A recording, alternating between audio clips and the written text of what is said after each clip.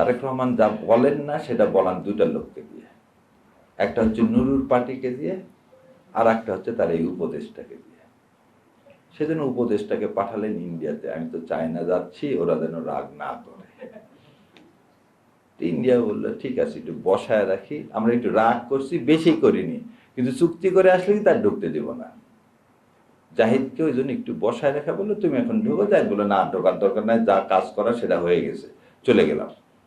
সমস্যা না জানলে সমাধান হবে না। এই বাজেট কি সেই সমস্যার নিরূপণ করছে? আজকে বাজেট কেন বললাম ভারতাবাদীর বাজেট?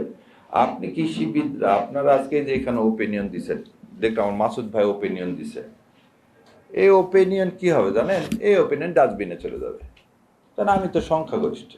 আর এইসব কি টাকা যেখানে মারা যাবে সে প্রকল্প নেই।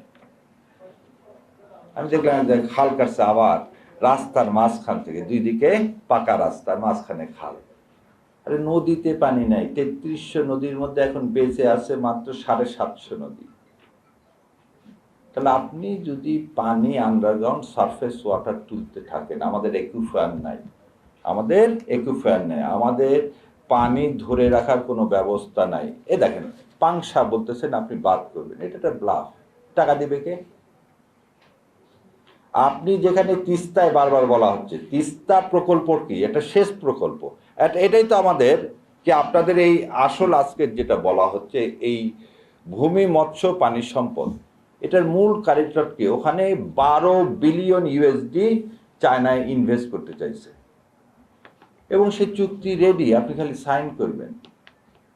আপনি সাইন করলেন না, আপনি চায়না সফরে যাচ্ছেন, দেখেন নাটক কাকে বলে।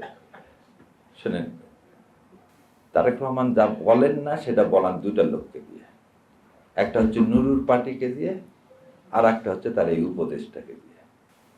সেদিন উপদেশটাকে পাঠালেন ইন্ডিয়াতে, আমি তো চায়না যাচ্ছি, ওরা যেন রাগ না করে। ইন্ডিয়া বললো ঠিক আছে, একটু বসায় রাখি, আমরা একটু রাগ করছি, বেশি করিনি, কিন্তু চুক্তি করে আসলে কি তার ঢুকতে দিব না। জাহিদকে ওই জন্য একটু বসায় রাখা বললো, তুমি এখন ঢুকো। যাই বললো না, ঢোকার দরকার নাই, যা কাজ করা সেটা হয়ে গেছে, চলে গেলাম। আজ 55 বছর স্বাধীনতা, কেন আমার ফল মূল এগুলো সংরক্ষণের কোনো ব্যবস্থা হলো না? এই সিজনে আম এক্সপোর্ট করব, কিভাবে আম এক্সপোর্ট করবেন আপনি? আম হচ্ছে প্যারিশেবল গুডস, পচে যায়। লিচু পচে যায়, থাকে না। আপনি কিভাবে, আপনি তার জন্য কোনো পদক্ষেপ নিলেন 55 বছরে? আপনি পেঁয়াজের কথা বলেন, রসুনের কথা বলেন, আদার কথা বলেন। জানেন ইন্ডিয়ার বিহারে 50% লোকের টয়লেট নাই, আর তারা বলে আমার দেশ দখল করতে চায়। তাদের যদি পেঁয়াজ রসুন আমার দেশে বিক্রি না করে, ওরা না খেয়ে মারা যাবে। আমরা কেন নিজেদেরকে পরনির্ভরশীল করতেছি?